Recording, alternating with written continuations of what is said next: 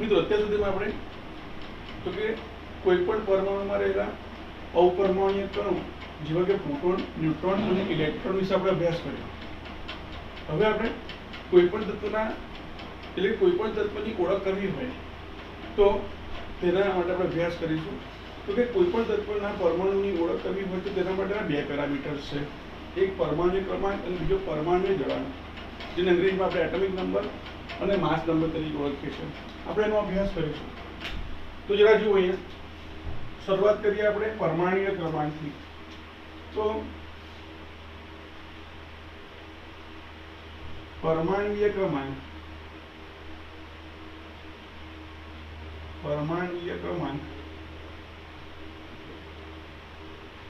જેને આપણે અંગ્રેજીમાં એટમિક નંબરના નામથી ઓળખીએ છીએ।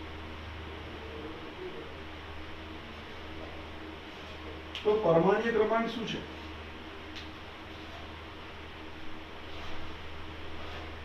તો કે સામાન્ય રીતે કોઈ પણ પરમાણુના કેન્દ્રમાં કેટલા પ્રોટોન છે તે પ્રોટોનની સંખ્યા એ તે તત્વનો પરમાણુ ક્રમાંક દર્શાવે છે।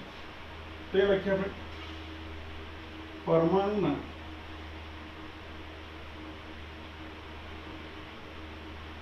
કેન્દ્રમાં રહેલ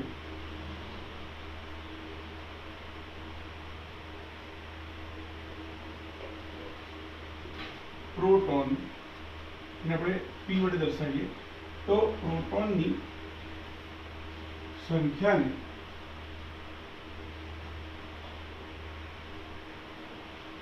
તે તત્વનો પરમાણ્વીય ક્રમાંક કહે છે। તેને કેપિટલ Z વડે દર્શાવે છે। એ ધ્યાન આપ્યો તો Z શું છે? તો કે Z એ પ્રોટોનની સંખ્યા બતાવે છે, એટલે કે P ની સંખ્યા દર્શાવે છે। ધારો કે પ્રોટોનની સંખ્યા 7 છે તો તે તત્વનો પરમાણુ ક્રમાંક 7 છે તેમ કહેવાય। હવે શું કહે છે? સામાન્ય રીતે પરમાણુ કેવો છે? તટસ્થ છે। અને તટસ્થ પરમાણુ ક્યારે હોય? તો કે તેમાં પ્રોટોનના વીજભાર અને ઇલેક્ટ્રોનના વીજભાર કેવા હોય? એક સમાન થતા હોય। તો એવું કહી શકાય, આપણે જોયું લાસ્ટ લેક્ચરની અંદર કે પ્રોટોનનો સાપેક્ષ વીજભાર કેટલો હતો? +1 અને ઇલેક્ટ્રોનનો સાપેક્ષ વીજભાર કેટલો હતો? -1, બરાબર છે। તો પ્રોટોનની સંખ્યા +7 હોય તો ઇલેક્ટ્રોનની સંખ્યા કેટલી હશે? -7 હશે। તો આપણે કહી શકીએ કે તટસ્થ પરમાણુમાં પ્રોટોનની સંખ્યા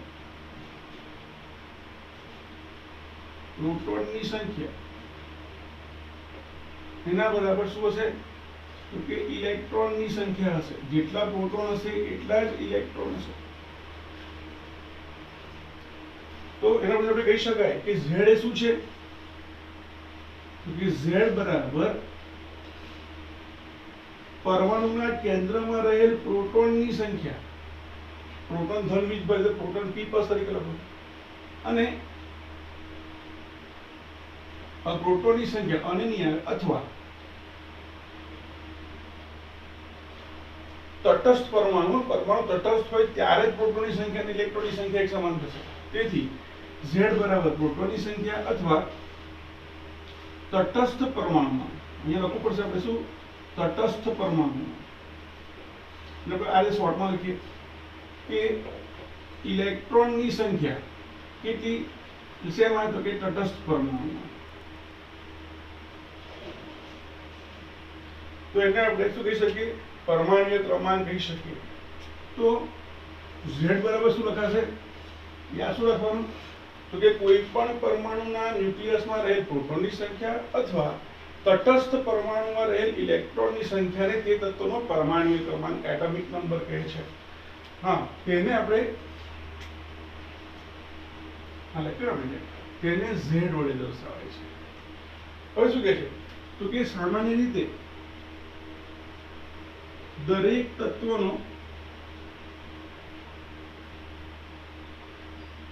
તત્વમાં દરેક તત્વ માટે પ્રોટોનની સંખ્યા સમાન હોય છે એટલે કહી શકાય કે દરેક તત્વનો પરમાણુ ક્રમાંક કેવો હોય છે તો કે અચળ જોવા મળે એટલે લખી શકીએ આપણે અહીંયા કે દરેક તત્વમાં રહેલ પ્રોટોનની સંખ્યા બરાબર છે તો કે ચોક્કસ હોય છે, ફિક્સ હોય છે, ચોક્કસ હોય છે. આથી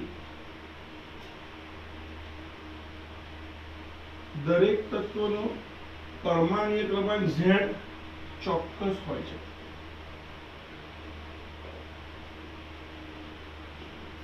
હું એવું કહી દઉં કે Z બરાબર 7 તો એનો અર્થ શું થશે કે એમાં રહેલા પ્રોટોનની સંખ્યા 7 છે અને જો તટસ્થ પરમાણુ હશે તો તેમાં રહેલા ઇલેક્ટ્રોનની સંખ્યા કેટલી હશે? 7 હશે.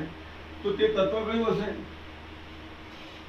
તો કે Z બરાબર 7 તો તે કયું તત્વ હશે? તો કે તે નાઇટ્રોજન હશે. તો કે જો Z બરાબર 11 તો શું થશે?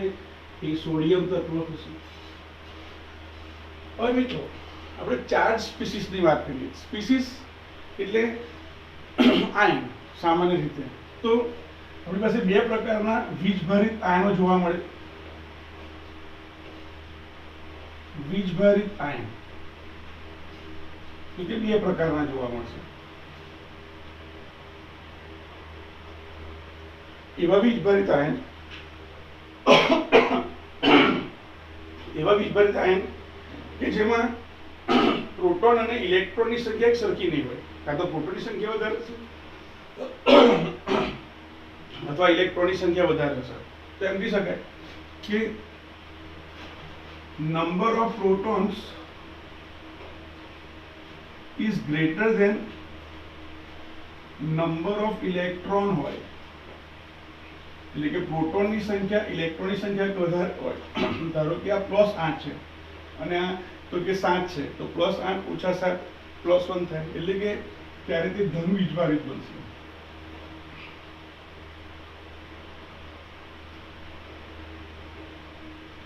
બરાબર છે. તો વીજભારિત આયન બે પ્રકારના હોય. ધન વીજભારિત આયન કે જેમાં નંબર ઓફ પ્રોટોનની સંખ્યા નંબર ઓફ ઇલેક્ટ્રોન કરતા કેવી હશે? વધારે છે. તે જ પ્રકારે અહીંયા કહી શકાય કે જો નંબર ઓફ ઇલેક્ટ્રોનની સંખ્યા નંબર ઓફ પ્રોટોન કરતા વધારે હોય તો તે કેવું હશે? તો કે તે ઋણ વીજભારિત આયન હશે. બરાબર છે. તો ધન વીજભારિત આયનને આપણે ધન આયન અથવા કેટાયન થી ઓળખીએ છીએ. કેટાયન અથવા ધન આયન વડે ઓળખીએ છીએ. અને જો ઋણ વીજભારિત હોય તો એને આપણે એન આયન અથવા ઋણ આયન તરીકે ઓળખીએ છીએ. એક્ઝામ્પલ પર સમજવા પ્રયત્ન કરીએ તો દાખલા તરીકે Na+ આયન છે. તો તમે જુઓ આપણે જાણીએ છીએ કે ભાઈ સોડિયમનો પરમાણુ ક્રમાંક Z કેટલો છે? 11 છે. હવે અહીંયા Na+1 છે, Z બરાબર 11 છે એટલે એની અંદર શું છે? તો કે પ્રોટોનની સંખ્યા પણ 11 છે અને ઇલેક્ટ્રોનની સંખ્યા પણ કેવી છે? તો કે 11 છે. પરંતુ અહીંયા Na+1 છે એટલે કે એમાં એક ઇલેક્ટ્રોન ઓછો છે. બરાબર છે. તો આપણે કેટાયનની અંદર ધારો કે મારે ઇલેક્ટ્રોનની સંખ્યા સુધી છે તો આપણે શું કરવું પડે? તો કે એમાં પ્રોટોનની સંખ્યા કેટલી છે, એનો પરમાણુ ક્રમાંક કેટલો છે, એટલે કે પ્રોટોનની સંખ્યા કેટલી છે એ લખી દો Z. તો લખો પ્રોટોનની સંખ્યા ડાયરેક્ટ લખી દો. ચલો Z પ્રોટોનની સંખ્યા કેટલી છે? 11. માં ચાર્જ પાર્ટિકલ્સ એનો ચાર્જ કેટલો છે? અહીંયા +1 છે. તો શું લખાય? Z minus positive charge. આપણે લખીશું ને શું? Z minus positive charge. બરાબર છે. તો અહીંયા પોઝિટિવ ચાર્જ કેટલો છે? 1 છે. Z કેટલો છે અહીંયા? તો કે પરમાણુ પ્રોટોન Z એટલે પ્રોટોન 11, એમાંથી 1 બાદ કરો તો ઇલેક્ટ્રોનની સંખ્યા નંબર ઓફ ઇલેક્ટ્રોન મળી જશે કેટલા? તો કે 10. ધારો કે અહીંયા એલ્યુમિનિયમ આયન છે. ચલો ધારો કે અહીંયા એલ્યુમિનિયમ 3+ આયન છે. અહીંયા એટલે લખું છું +3. ચલો તો અહીંયા એનો ઝેડ કેટલો થશે? એલ્યુમિનિયમ માટે પરમાણુ ક્રમાંક કેટલો થાય? 13. એટલે કે એની અંદર 13 પ્રોટોન છે અને 13 ઇલેક્ટ્રોન છે. શેના પરથી ખબર પડી આપણને? પરમાણુ ક્રમાંક પરથી ખબર પડી, રાઈટ? તો અમારે એની અંદર ઇલેક્ટ્રોન શોધવા છે. તો number of electron in aluminium is equal to Z minus positive number of positive charge. તો ઝેડ કેટલો છે એનો? 3. પોઝિટિવ ચાર્જ કેટલો છે એનો? તો કે 3. તો 13 માંથી 3 જાય તો શું મળે? 10. તો આ રીતે પોઝિટિવ આયન હોય તો એની અંદર જે પરમાણ્વીય ક્રમાંક છે તેમાંથી તેનો પોઝિટિવ ચાર્જ માઇનસ કરીએ એટલે આપણે તેની અંદર રહેલા તો કે ઇલેક્ટ્રોનની સંખ્યા શોધી શકીએ. હવે તે જ રીતે અહીંયા ઉદાહરણ લઈએ. દાખલા તરીકે O2 માઇનસ આયન છે અને મારે O2 માઇનસ આયનમાં કેટલા ઇલેક્ટ્રોન છે નક્કી કરવું છે. તો આપણે એનો પરમાણુ ક્રમાંક ખબર હોવી જોઈએ, એટોમિક નંબર ખબર હોવી જોઈએ. તો લખીએ કે એનો ઝેડ કેટલો છે? ઝેડ છે 8. પરમાણુ ક્રમાંક કેટલો છે? 8. હવે આપણે એની અંદર નંબર ઓફ ઇલેક્ટ્રોન ફાઇન્ડ કરવા છે. તો નંબર ઓફ ઇલેક્ટ્રોન બરાબર શું લખાશે? ઝેડ. હવે જો તટસ્થ પરમાણુ હોત તો એની અંદર 8 પ્રોટોન હોત પણ એની અંદર 8 ઇલેક્ટ્રોન હોત. તો એ કેટલા ઇલેક્ટ્રોન વધારે છે? 2 ઇલેક્ટ્રોન વધારે છે. તો જ્યારે નેગેટિવ આયન હોય તો ત્યારે શું થશે? આપણે તો કે પ્લસ અંદર ઇલેક્ટ્રોન એડ કરવા પડશે. નંબર ઓફ તો કે ઇલેક્ટ્રિક ચાર્જ બરાબર છે. અથવા અહીંયા લખી દો આપણે શોર્ટમાં નેગેટિવ ચાર્જ. ઇલેક્ટ્રિક ચાર્જ કરતા નેગેટિવ ચાર્જ વધારે સારું છે. તો પરમાણુ ક્રમાંક 8 તેની ઉપરનો નેગેટિવ ચાર્જ કેટલો છે? તો કે 2. તો તેમાં રહેલા ઇલેક્ટ્રોન કેટલા થઈ જશે? 10. આમ આ રીતે પરમાણુ ક્રમાંક પરથી તેમાં રહેલા પ્રોટોન, ઇલેક્ટ્રોન અને ન્યુટ્રોન, હજુ ન્યુટ્રોન આપણે અભ્યાસ નથી કર્યો પણ પ્રોટોન અને ઇલેક્ટ્રોન શોધી શકાય છે. બરાબર છે. હવે પરમાણુ દળાંક વિશે જોઈશું.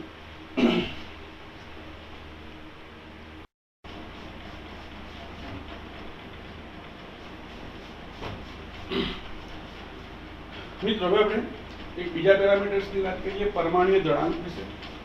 તો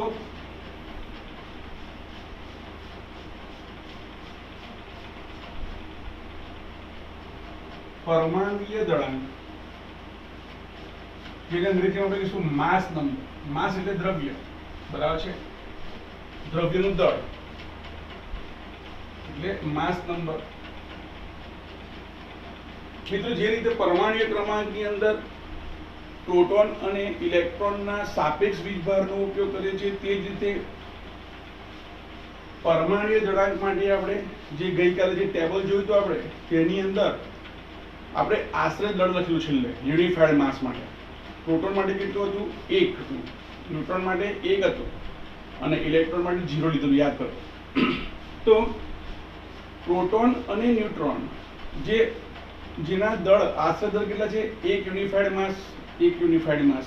તો તેના પરથી આપણે દળ ક્રમાંક અથવા એટમિક માસ નંબર નક્કી કરી શકીએ. હવે ધ્યાન આપજો. આપણે આવતીકાલના લેક્ચરની અંદર આપણે તો કે રુધરફોર્ડનો આલ્ફા પ્રકિરણનો પ્રયોગ ભણીશું. આપણે જેવા સોનાની વરખ પર આલ્ફા કણનો મારો કરેલો એ પ્રયોગનો આપણે અભ્યાસ કરીશું. તો રુધરફોર્ડે કીધું કે પરમાણુનું દળ એ બહુ જ પરમાણુના અતિશય નાના ભાગમાં, બરાબર છે, ગીચતા ધરાવતા કેન્દ્રમાં જોવા મળે છે જેને ન્યુક્લિયસ કહેવામાં આવે છે. તો ન્યુક્લિયસની અંદર તો કે પરમાણુનું મોટા ભાગનું દળ છે એટલે કે પ્રોટોન અને ન્યુટ્રોન ક્યાં છે? તો કે પરમાણુના કેન્દ્રમાં છે. તો સામાન્ય રીતે ન્યુક્લિયસમાં રહેલ પ્રોટોન અને ન્યુટ્રોનને આપણે ન્યુક્લિયોનના નામથી પણ ઓળખીએ છીએ. ન્યુક્લિયસમાં રહેલા પરમાણ્વીય કણો ન્યુક્લિયોન તરીકે ઓળખાય અને તેમના દળને આપણે પરમાણ્વીય દળાંક કહીશું. તો લખીએ આપણે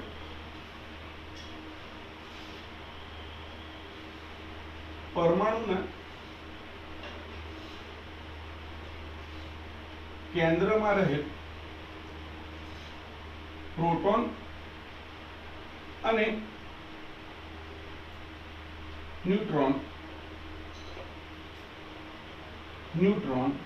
આખું લખું પ્રોટોન અને ન્યુટ્રોનની પ્રોટોન અને ન્યુટ્રોનને સંયુક્ત રીતે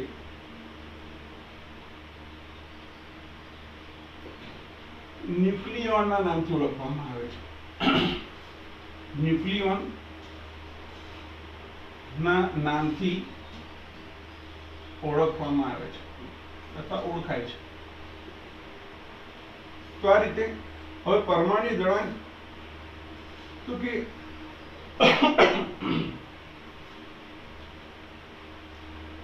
પરમાણુના કેન્દ્રમાં રહે પરમાણુના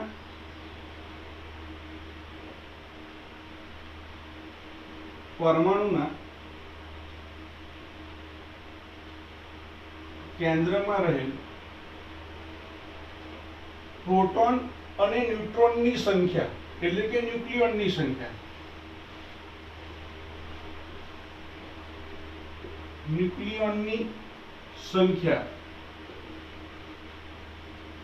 ને શું કહીશું આપણે પરમાણ્વીય દળાંક કહે છે. હવે સમજો આપણે પ્રોટોન અને ન્યુટ્રોનનો સાપેક્ષ દળ 1 લીધેલો છે. તો જો 5 પ્રોટોન અને 5 ન્યુટ્રોન હોય તો સંખ્યા 5 અને 5 10 થઈ અને એમનો દળ પણ કેટલો થયો 10 જ થયો બરાબર છે. કારણ કે બંનેનું આશ્રય દળ કેટલું લીધેલું છે આપણે 1 લીધેલું છે. એટલે આપણે એવું કહી શકીએ કે કેન્દ્રમાં રહેલ પ્રોટોન અને ન્યુટ્રોનની સંખ્યાનો સરવાળો બરાબર છે એ શું છે પરમાણ્વીય દળાંક છે ને કેપિટલ A વડે દર્શાવાય છે. તો A બરાબર શું થશે તો A બરાબર Z સોરી A બરાબર શું લખીશું આપણે તો કે પ્રોટોન અને ન્યુટ્રોનની સંખ્યાનો સરવાળો number of proton plus number of neutron. હવે ધ્યાન આપો અહીંયા પ્રોટોનની સંખ્યા આપણે શું કીધું Z કીધું તો P પ્લસ જગ્યાએ શું લખી શકાય Z લખી શકાય. તો આપણે સૂત્ર આ રીતે લખીશું A બરાબર Z પ્લસ N બરાબર છે. હવે જો મારે કેન્દ્રમાં રહેલ ન્યુટ્રોનની સંખ્યા શોધવી હોય બરાબર છે તો આપણે એવું લખી શકીએ કે ન્યુટ્રોનની સંખ્યા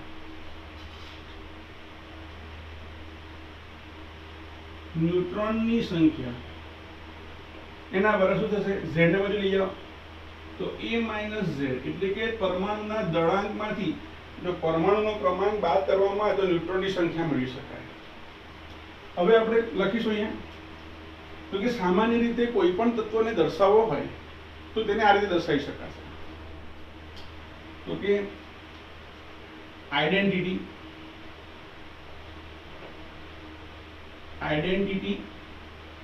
ઓફ એન એલિમેન્ટ તત્વની ઓળખ તો કે આપણે આ રીતે આપીશું. ધ્યાન આપજો ધારો કે કોઈ તત્વ છે એને આપણે અત્યારે અજ્ઞાત તત્વ એટલે કોઈ એક x તત્વ છે એમ કહીએ બરાબર છે. કોઈ એક x તત્વ લઈએ તો આ x તત્વની અંદર એનું જે પરમાણુય ક્રમાંક છે એટોમિક નંબર છે એને આપણે નીચે દર્શાવીશું Z અને એનું જે પરમાણુય દળાંક છે એને લેફ્ટ હેન્ડ સાઈડ પર જ તો કે ઉપરની તરફ દર્શાવીશું. તમે લેફ્ટ હેન્ડ સાઈડ પર લખો અથવા રાઈટ હેન્ડ સાઈડ પર લખો બંને એક જ છે બંને રીતે દર્શાવી શકાય. સામાન્ય રીતે તો કે રાઈટ હેન્ડ સાઈડ પર દર્શાવો તો તમને જગ્યા મળી જાય જોડે જોડે થઈ જશે ભેગું થઈ જશે એટલે તમે લેફ્ટ હેન્ડ સાઈડ પર દર્શાવો તો પણ ચાલે. તો કોઈ પણ તત્વની ઓળખ આપણે એને આ રીતે આપીશું. એક્ઝામ્પલ લઈએ દાખલા તરીકે મેગ્નેશિયમ છે તો મેગ્નેશિયમનો પરમાણુય ક્રમાંક કેટલો છે એનો તો કે 12 છે અને એનો પરમાણુય દળાંક કેટલો છે તો કે 24 છે. તો મેગ્નેશિયમને દર્શાવતો આ રીતે લખાય. ચલો ધારો કે મારી પાસે છે ક્લોરીન વાયુ છે ક્લોરીન છે બરાબર છે અથવા આપણે બીજું એક્ઝામ્પલ લઉં ધારો કે કેલ્શિયમ છે તો કેલ્શિયમને દર્શાવવા માટે શું કરવું પડે તો તો કે કેલ્શિયમનું જે પરમાણ્વીય દળાંક છે 20 એને નીચે લખાય લેફ્ટ હેન્ડ સાઈડ પર, બરાબર છે, અને એનો પરમાણ્વીય દળાંક અથવા પરમાણુ ભાર તો કે ઉપર લખાય. તમે આની જગ્યા ઉપર લખી શકો તો કે મેગ્નેશિયમ, કેલ્શિયમ, તો કે પરમાણ્વીય ક્રમાંક છે એને નીચે દર્શાવવાનો, હંમેશા નીચે દર્શાવવાનો, અને એ હંમેશા લેફ્ટ હેન્ડ સાઈડ પર આવશે. પણ તમે પરમાણ્વીય દળાંક છો એને તમે રાઈટ હેન્ડ સાઈડ ટોપ પર ઉપર લખી શકો આવી રીતે. મિત્રો, જો તમે કોઈ પણ તત્વનો પરમાણ્વીય ક્રમાંક અને પરમાણ્વીય દળાંક જાણતા હોય તો તમે તેના પરથી તેમાં રહેલા પ્રોટોન, ઇલેક્ટ્રોન અને ન્યુટ્રોનની સંખ્યા શોધી શકો છો. આપણે એક્ઝામ્પલ લઈએ, ધારો કે કેલ્શિયમની વાત કરીએ તો એક આવો પ્રશ્ન છે ક્વેશ્ચન કે કેલ્શિયમ પરમાણુ ક્રમાંક 20 અને પરમાણ્વીય દળાંક 40 માં રહે પ્રોટોનની સંખ્યા, ઇલેક્ટ્રોનની સંખ્યા અને ન્યુટ્રોનની સંખ્યા શોધો. તો ધ્યાન આપો, આપણને ખબર છે કે Z કેટલો છે એનો, આ Z દર્શાવે છે, પરમાણ્વીય ક્રમાંક દર્શાવે છે, અને આ શું બતાવે છે, પરમાણ્વીય દળાંક બતાવે છે. તો Z શું છે, તો કે Z બરાબર પરમાણુમાં રહેલ પ્રોટોનની સંખ્યા અથવા તટસ્થ પરમાણુમાં રહેલ ઇલેક્ટ્રોનની સંખ્યા. તટસ્થ પરમાણુ, બરાબર છે. તો આ તટસ્થ પરમાણુ છે, ઉપર કોઈ ચાર્જ છે તો કે નથી.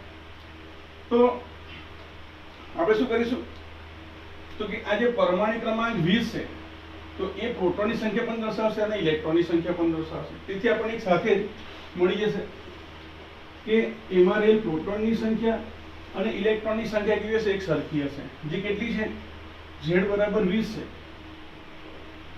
એટલે પ્રોટોનની સંખ્યા અને ઇલેક્ટ્રોનની સંખ્યા મળી ગઈ. તમે એકલો P લખો તો ચાલે, પણ ધન વીજભાર હું P+ જ લખીશ, અને ઋણ વીજભાર ઇલેક્ટ્રોન એટલે E- લખો તો ધ્યાન આપો. હવે ન્યુટ્રોનની સંખ્યા શોધવી છે, અહીંયા જોઈ લઈએ. તો ન્યુટ્રોનનું સૂત્ર શું છે, તો કે ન્યુટ્રોનની સંખ્યા બરાબર A - Z થાય. આપણે આ રીતે લખીશું કે A બરાબર Z + N. તો N બરાબર શું થશે, A - Z. તો ન્યુટ્રોનની સંખ્યા કેટલી થશે, તો કે દળાંક કેટલો છે 40 અને એનો ક્રમાંક કેટલો છે તો કે 20. તો તેમાં ન્યુટ્રોનની સંખ્યા કેટલી થશે, 20 થશે, બરાબર છે. એક પ્રકારે ધારો કે એક બીજો ક્વેશ્ચન છે, સપોઝ તમને એવું કીધું કે N3- ક્વેશ્ચન N3-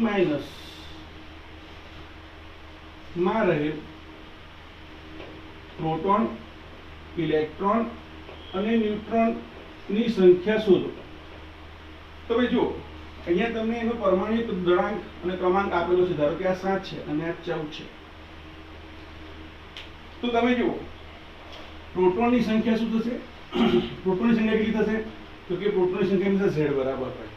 ઇલેક્ટ્રોનની સંખ્યા કેટલી થશે, તો કે ઇલેક્ટ્રોનની સંખ્યા બરાબર શું આવશે, તો કે સામાન્ય રીતે તો કે જો તટસ્થ પરમાણુ તો Z થશે, પણ એ નેગેટિવ ચાર્જ છે તો શું કરવું પડશે, મારે એની અંદર નેગેટિવ ચાર્જ એડ કરવો પડશે. તો Z કેટલો છે એનો 7 અને ચાર્જ કેટલો છે એનો તો કે 3.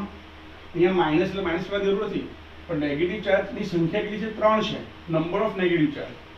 તો Z કેટલો છે એનો ડાયરેક્ટ લખી દઈએ, Z એનો 7 છે, 7 છે. તો 7 અને 3 10 થશે. એ જ પ્રમાણે ન્યુટ્રોનની સંખ્યા શોધી તો શું કરવું પડે, તો કે દળાંકમાંથી ક્રમાંકને બાદ કરવાનો. ડાયરેક્ટ તમે અહીંયાથી બાદ કરી નાખો 14 - 7 સીધું જ થઈ જાય, તો એના બરાબર 7 થશે.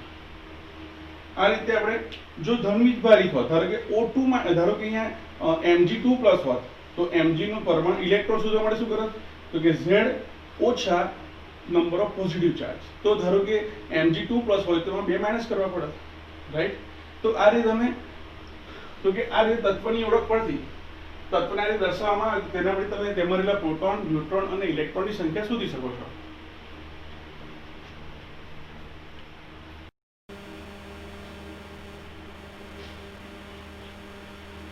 છેલ્લે જોઈએ આપણે સમસ્થાનિક, સમભારિક અને આઇસોટોન્સ. બહુ ઇઝી ટોપિક છે, ધ્યાન આપજો. અહીંયા સમસ્થાનિકને અંગ્રેજીમાં આઇસોટોપ્સ કહેવાય, સમભારિકને આઇસોબાર કહેવાય અને આઇસોટોન્સ અંગ્રેજીમાં આઇસોટોન અથવા સમન્યુટ્રિનો પણ બોલાય છે, પણ આપણે આઇસોટોન્સના નામથી ઓળખીએ છીએ. આઇસોનો થાય સરખું, આઇસોનો સરખું. સ્થાન, સ્થાનિકો શબ્દ સમજો. સ્થાન એટલે કે પરમાણુ ક્રમાંકમાં જે તત્વના જે પરમાણુઓનું સ્થાન એક જ જગ્યાએ હોય, એટલે કે એક જ તત્વ હોય એવા તત્વોને સમસ્થાનિક કહે, સાદી ભાષા. તો જેનું સ્થાન એક જ હોય એટલે એક જ તત્વ છે એમ કહી શકાય. ધારો કે પોટેશિયમનું સ્થાન છે એ ફિક્સ સ્થાન છે, બરાબર છે. તો અહીંયા શું કહી શકાય કે એક જ તત્વના જુદા જુદા પરમાણુ માટે જ્યારે પરમાણ્વીય ક્રમાંક સરખો હોય પરંતુ પરમાણ્વીય દળાંક જુદો જુદો હોય તો તેને સમસ્થાનિક કહેવાય. તમે 9મા ધોરણમાં ભણી ગયા છો એના વિશે. તો કે હાઇડ્રોજન છે એમાં ધારો કે 3 સમસ્થાનિક છે, બરાબર છે. એકનું નામ ડ્યુટેરિયમ, આ પ્રોટિયમ, ડ્યુટેરિયમ અને ટ્રિટિયમ. આ સામાન્ય હાઇડ્રોજન છે જેને પ્રોટિયમ ઓળખવામાં આવે. આ ડ્યુટેરિયમ અને આ ટ્રિટિયમ છે. તમે જુઓ ત્રણેયના તો કે પરમાણ્વીય ક્રમાંક એક સરખા છે, ઝેડ એક સરખો છે પરંતુ એ અલગ અલગ છે. એટલે કાર્બનના પણ 3 સમસ્થાનિક છે, પરમાણુ ક્રમાંક 6 પણ દળાંક તો કે 12, 13 અને 14 જુદા જુદા છે. મિત્રો યાદ રાખો કે સમસ્થાનિકો માટે તેમના રાસાયણિક ગુણધર્મો, સમસ્થાનિકોના રાસાયણિક ગુણધર્મો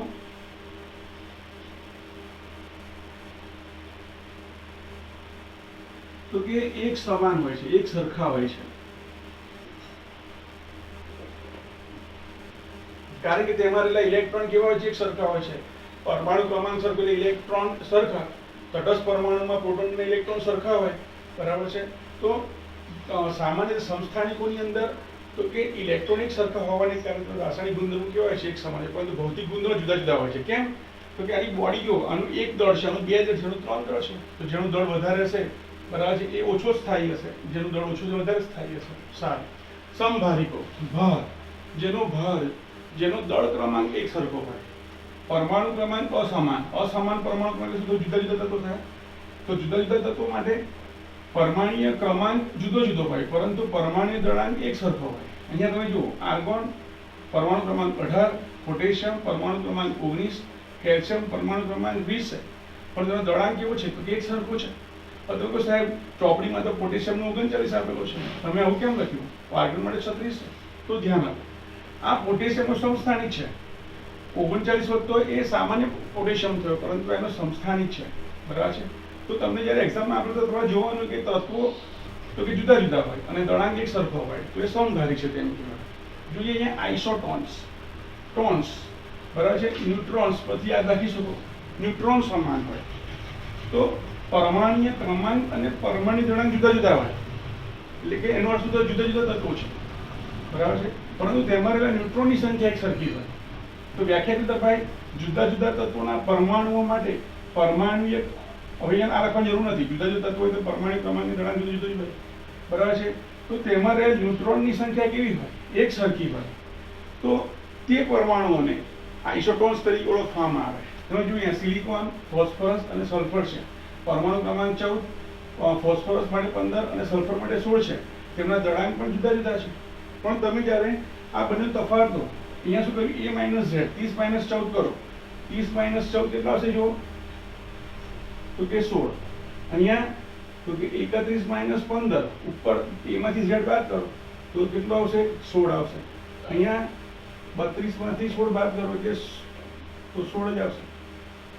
તો જુદા જુદા તત્વોના પરમાણુઓના રહેલા ન્યુટ્રોનની સંખ્યા જ્યારે એક સરખી હશે તો તે આઇસોટોન છે તેમ કહેવાય, બરાબર છે. તમારે આટલું યાદ રાખવાનું છે.